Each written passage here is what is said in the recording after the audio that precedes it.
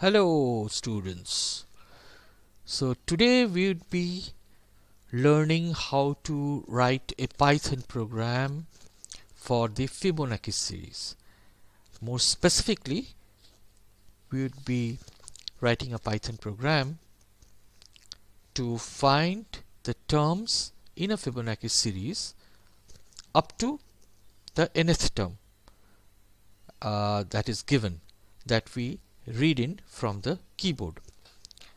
Okay, so to start, let's use our whiteboard. So we need to go to the ink mode and write down the Fibonacci series for ourselves. So many of you already know what a Fibonacci series is. So it starts with the two numbers 0 and 1, and then you add these two numbers to obtain the third number, which is again 1.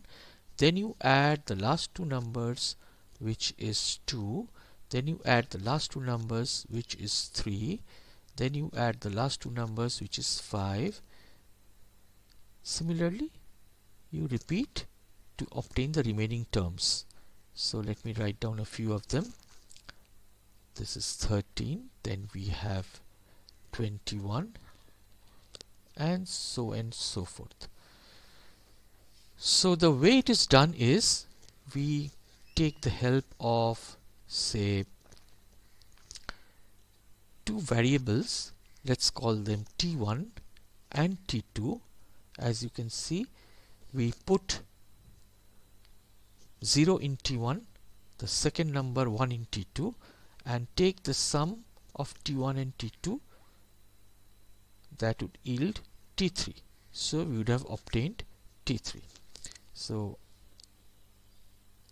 in the next iteration, what we do is we make t2 t1, make t3 t2, and we repeat the process that we followed in the earlier iteration, that we take the sum of t1 and t2 to obtain t3. So we would have obtained the fourth term, which would reside in t3. In the next iteration, we repeat the step again, that is, we put t2 to t1, t3 to t2, and take the sum of t1 and t2 to obtain our fifth term, which now resides in t3. So if we were to put this in writing, we would have written down the algorithm, the sequence of steps. So that's what we are going to do now. So first of all, we need to scroll down our whiteboard, go back to the ink mode, and write down the steps, which is formally known as an algorithm, right? So algorithm would give us the sequence of steps that need to be followed. So what would be the step 1? In our first step, we need to read in the value of the number of terms desired. So let's write it down. Read in the number of terms, number of desired terms. Let's write down number of desired terms. Of course, from the keyboard, number of desired terms. Let's call this number of desired terms to be n. Next, we put the value 0 inside t0. We put the value 1 inside t1. We print t1. We print the first two values, t0 and t1 of the series, right? Next, what we need to do,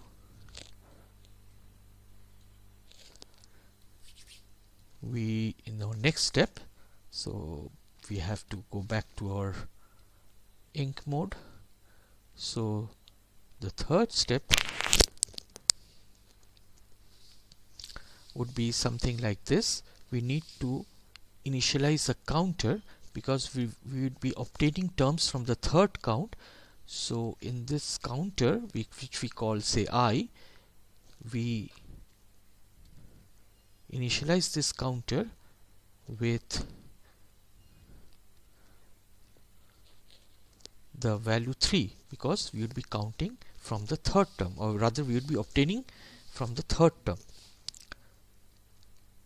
And then we would obtain the value of the third term by taking the sum of the first and second terms, right? T1 plus T2. So the sum of T1 plus T2 goes, sum of T1 and T2 goes into T3. Having obtained the third term, we print the value of T3, that is our third term, and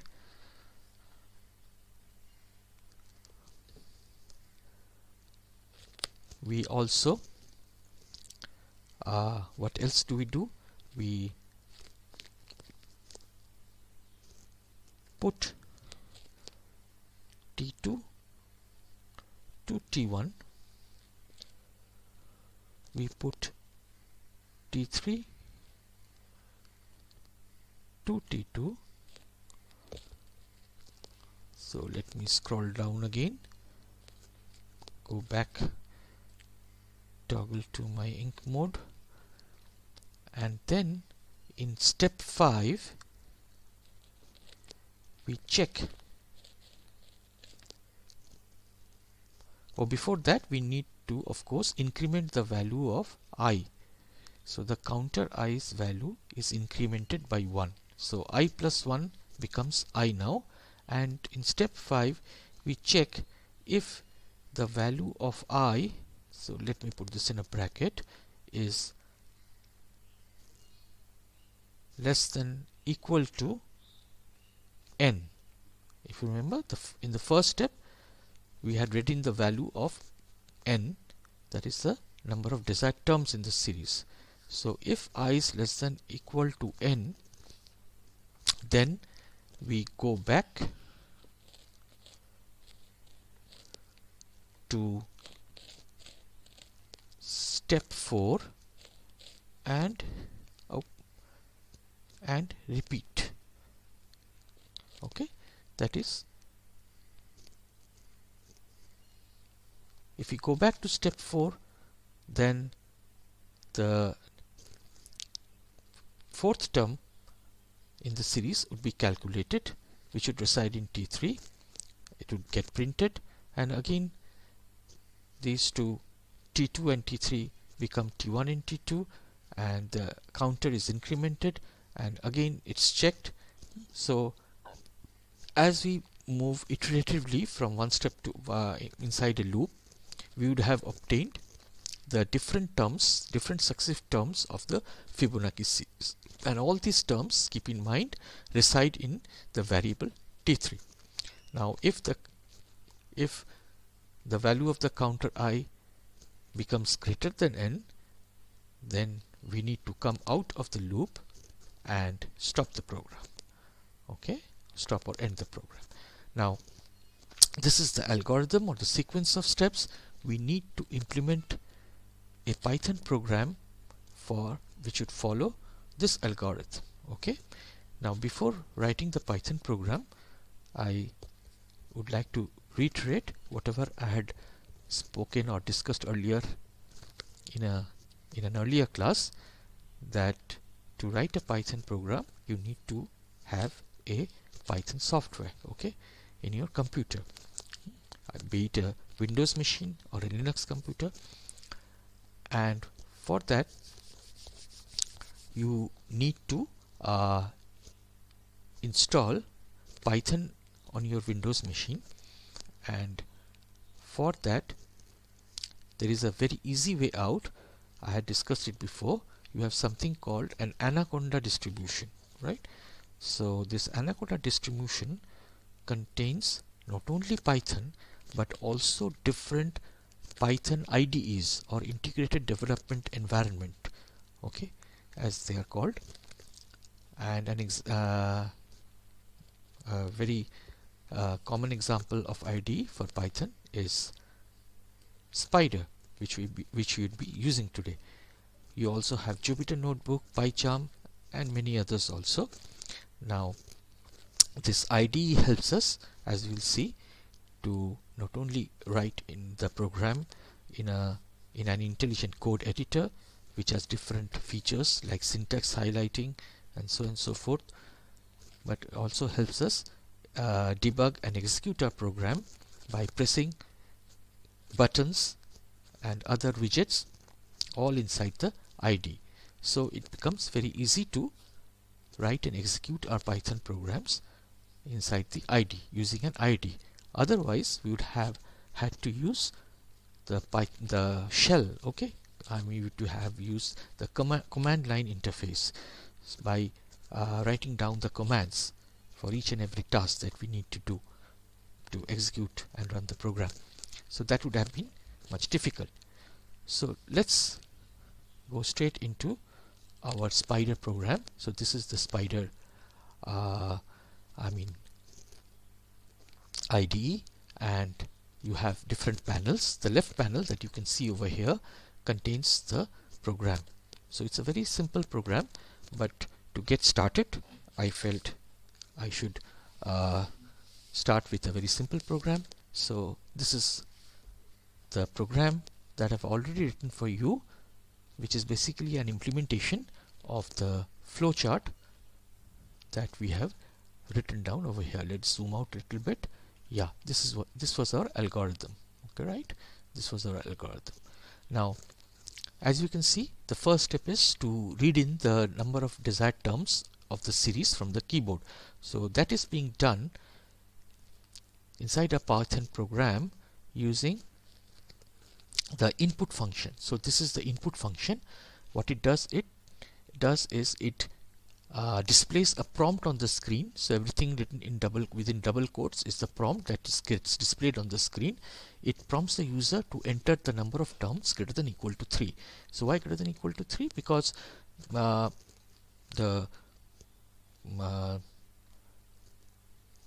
first two terms are 0 and 1, and from the third terms onwards, okay, so actually that is what is being calculated and printed, okay, in our program. The first two terms are already known, that is 0 and 1. The unknowns are from the third term onwards. So this input function basically takes the input from the keyboard, and it takes the input in the form of a string actually. So that needs to be converted to an integer, and that's the role of the int function. So you have two back-to-back functions, Python functions, that are being used. One is the input function, which takes the input from the screen, input from the keyboard by displaying a prompt on the screen, and the input that is taken from the keyboard is actually in the form of a string, which needs to be converted to an integer using the int function. So I just wanted to stress this fact, so I repeated it twice. Now the integer value, that is the number of terms, is then assigned to a variable number of terms. I'm not going to the naming conventions of variables that I've already discussed before, and I would request the students to take the help of the ebook that I shared and learn about naming conventions of variables in Python with the help of the ebook or other resources that you may have from the internet. Now, once you have the value inside the number of terms, it needs to be printed just to make sure that the number of terms is indeed an integer value greater than equal to 3. This is how it's done. So whatever is inside the quotes gets printed on the screen, and then this variable gets printed to its right. Okay, the value of this variable, number of terms, gets printed on the right, and this is the print function that you use to print on the screen in Python. So next, let's move on to step number 2. So wherein the first two numbers 0 and 1 of the series get assigned to the two variables t0 and t1, and they are printed. So let's see. So as you can see here, t1 and t2 are the two variables which now hold 0 and 1, and we print the first two terms of the series in this statement. So the Fibonacci series is 0 and 1. Okay, and interestingly, I have used a sequence of characters like this: E and D is equal to double quote double quote. So you might wonder what is the need for this. So if we didn't use this, then the remaining terms which are being printed inside this for loop later on using the print statement over here would have been printed on separate new lines. Okay, so using this sequence of characters ensures that the successive terms of the Fibonacci series are printed side by side to the right, okay, one after another, just like this, as you can see over here. Anyway, so next we go back to our algorithm again and see what needs to be done now. From step 3, as you can see, step 3, we have defined a counter I and initialized with the value of 3. Why 3? Because we are obtaining the third term and the successive terms. So third, fourth, fifth, etc. So this 3 is basically, this 3 is the number of terms from which we are actually calculating the Fibonacci terms. So next what we do, you add t1 and t2 and obtain t3, that is the third term, okay, and print the new third term. So let's go back to the program. So as you can see, this is what has been done. t1 plus t2 has been assigned to t3, and then the value of t3 is being printed. The way this is being printed, you just try to follow yourself, so that, I mean, the role of these commas is just to make it more understandable. So the different terms of the series would have been separated by commas. That is why we are using comma in this print statement. And after you are done with this, let's go back.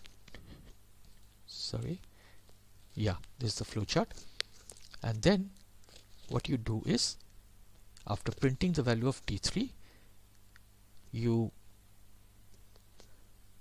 change the roles of the variables t2 and t1 and t2. So t2 becomes the new t1, t3 becomes the new t2, and the counter I is incremented by 1. So how, and then it's tested, we test if the value of the counter I or the count I is less than equal to the number of desired terms n. Now this n, as you can see, is the value of the desired number of terms which we had read from the keyboard. So if I is less than equal to n, then we go back to step 4 and repeat. This ensures that after each iteration a new value of t3 is calculated, and this t3 holds the new Fibonacci term, and that gets printed. Okay, and when the value of I becomes greater than n, we stop, we get out of the loop and stop. So that is how this sequence of step is implemented in Python program using what is known as a for loop. Okay, as you see, this is the construct of a for loop, and the starting value, this I is the index, for loop index, basically the count in our flowchart, and it's initialized to 3, and then everything is done inside the loop. After that, the count is incremented by 1, the value of I is incremented 1, and we test if the value of I is less than the desired number of terms. Just one thing, that the for loop construct is such that here the value happens to be equal to 1 greater than the last term, okay, the maximum value of I. So instead of writing number of terms, we need to write number of terms plus 1. So in this manner, if we now run the program, what we would have is basically all the terms of the Fibonacci series arranged or displayed side by side, one after another, separated by commas. So let's go about executing the program and seeing for ourselves. So what we do is, you have an arrow, green arrow over here, you just click it and you see on the bottom right console you have entered the number of terms greater than or equal to 3. So this is the prompt that I was talking about. So this gets displayed as a prompt and the program is waiting for some user input. So let's give a value, say 6. That means we need to display 6 terms. Okay, 6 terms of the Fibonacci series. What would they be? 0 first term, then 1 second term, then 1 second term, then 2 fourth term, 5th term and 6th term. So up to 5, 0, 1, 1, 2, 3, 5. So let's press enter and see the Fibonacci series is 0, 1, 1, 2, 3, 5, just as you would have expected. So the program is working fine, right? Now we have written down the Python program based on the algorithm that we had written down earlier, and we have executed the Python program and got our results. But now there's many other points that need to be considered. Now when we take the user input from the keyboard, now it may so happen that the user input is not as desired, right? So one could also expect that the user gives such an input from the keyboard for which our program may not work. So this is one thing that we have to take into consideration. Another thing is in the user input, the prompt for the user input, we had written enter the number of terms greater than or equal to 3. So what happens if the user input is less than 3? Okay, if it's 0, if it's 1, if it's 2. Okay, so all these different cases need to be considered. Okay, and there is another issue which is very important. Like, let me actually show it by executing the program again. So let's execute the program again.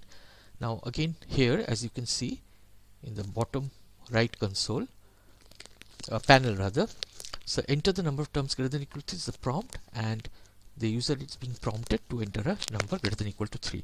Now suppose you write 4.33. Now this number is greater than or equal to 3, but it cannot be the number of terms, right? Number of terms has to be an integer. But if you write like this 4.33, it is greater than or equal to 3, but it's not an integer. What would happen is you get a value error. Okay, a value error results.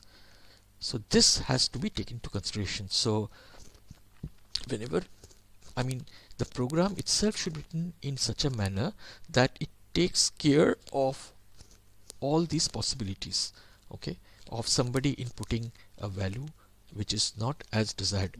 So I've written down a program which will take care of all these different undesirable possibilities. So let's delve into it straight away. So this is how it's done. So this might look a little overwhelming at the outset, but it's not that difficult once you get to know how things work.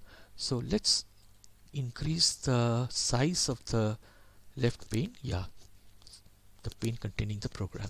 So you see what it's being done is, I would ask you to, just follow this program line by line and try running, executing the program yourself, and then you'd, I'm sure, be able to understand the intricacies and the way things work.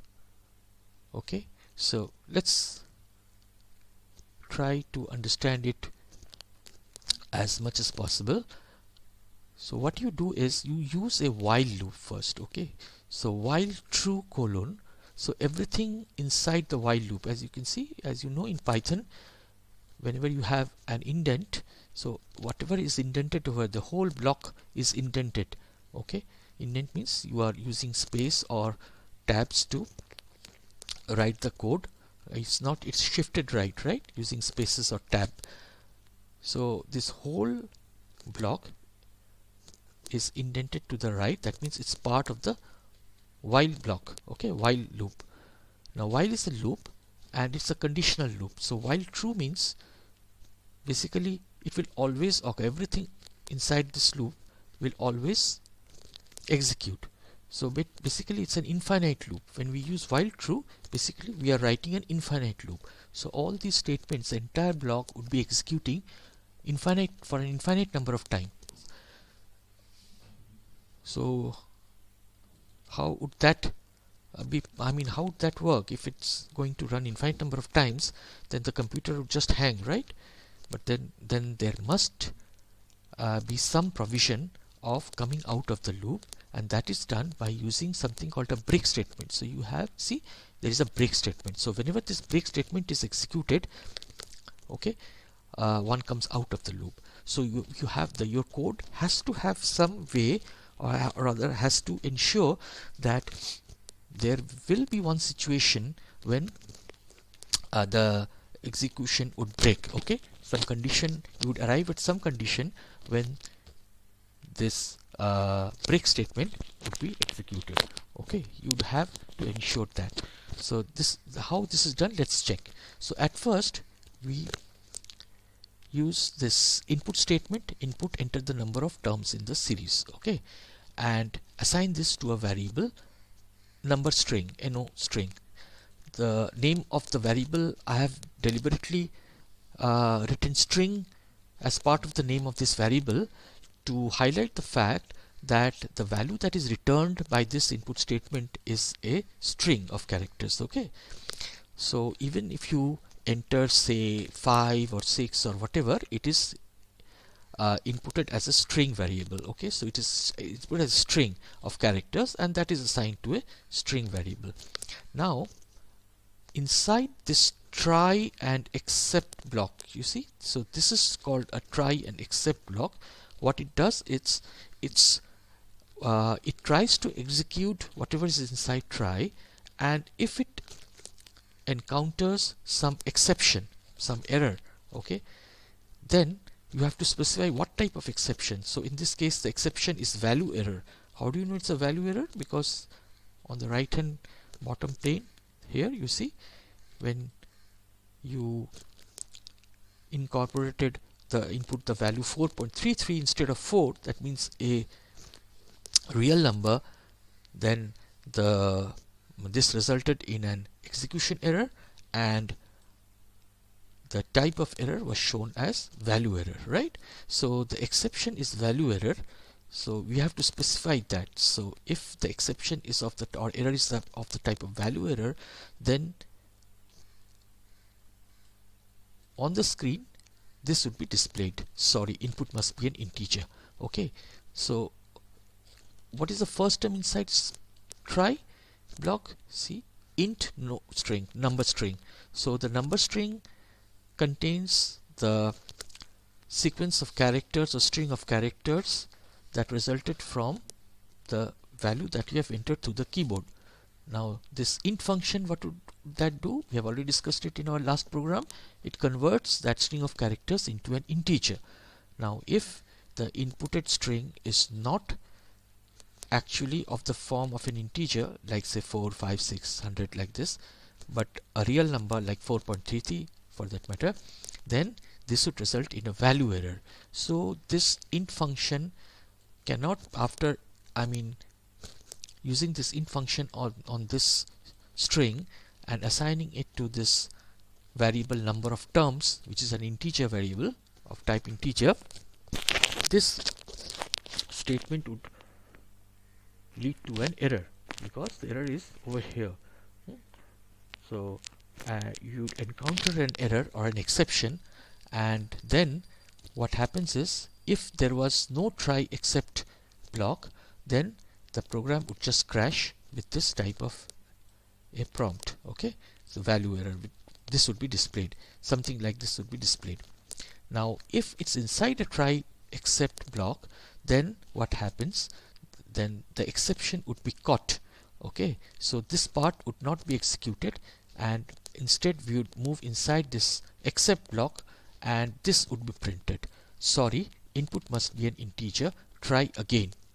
Now since it's an infinite loop, see, there is nothing else in the loop, this is the last statement inside the loop, and so we go back to the first statement of the loop, that is, we execute this statement again. So the prompt, enter the number of terms in the series, gets displayed on the screen again, and again the user is asked to input a value, and the entire thing is repeated. So so this happens as long as you input a number which is an integer, which is of the form of an integer, okay, not a real number, that means having decimal values. So now if suppose you actually enter an integer from the keyboard, then it properly gets converted to an integer using the int function to this, and assigned to this integer variable number of terms. And then again we have to check if this number of terms is a negative number, because the number of terms cannot be a negative number. Even if it's an integer, it cannot be a negative integer. So if it were a negative integer which is being tested over here, if n number of terms is less than or equal to 0, then whatever is inside this if block gets executed. That means this thing, sorry, input must be a positive integer, try again. So this is printed, and then the statement is continue. Okay, so what does continue do? Continue then continue, what it does is it skips the remaining statements inside the loop. So inside the loop you also have break, then I mean whatever else is there inside the loop gets skipped, and the next iteration starts. So where does the next iteration start? Next it starts from the first statement over here. So again this prompt is displayed on the screen, and the user is expected to enter a new value for the number of terms, because of course this loop is an infinite loop, as I said at the outset. So again the user would be prompted to give us new value, enter a new value. So only when the user enters a correct value, which is basically of the type of an integer and also a positive integer, so nothing like say -5, but +5 or +10 or +50, then only this condition, if condition, would be a false. So it would not execute this part, but basically execute this one, break. Okay, because if this condition is false, it will not enter the if block, then whatever is next is executed, and the next statement is break. So what does break means? Break means just exit from the loop. So this is how we ensure that one exits from the infinite loop. And exits from the infinite loop means this is the while block. So if it exits while loop and comes over here and executes this statement, which is nothing but it's printing the number of terms which we have correctly inserted from the keyboard. That means what is the correct way of inserting? That is an integer number which is not only an integer but also a positive integer greater than equal to 0. Okay, so after that what happens? Now if it's a positive integer, that has been ensured, but a positive integer may be 1, 2 or higher, right? So if the number of terms is equal to 1, then there is no need to calculate. The Fibonacci series is the first term, which happens to be 0, and the sum of the Fibonacci series is also equal to 0. Now else if, this ELIF construct is the else if construct, okay, and if else if the number of terms is equal to 2, then the Fibonacci series consists of the first two terms, which happen to be 0 and 1, and the sum is, you know, the sum of 0 and 1 is 1. So it's been printed. Next, else, that means what else? So you have already taken the situation where the number of terms may be 1, else if the number of terms equal to 2. So else basically implies all other values of number of terms, of course positive values, because the negative values have already been taken care of over in this while loop or while construct, right? Just a moment. Yeah. So else what we do, we need to calculate the third term and the terms thereafter, but we have to append them to the first two terms. So the first two terms need also to be printed. So that is what is being done at the outset. So the Fibonacci series is 0, 1, and then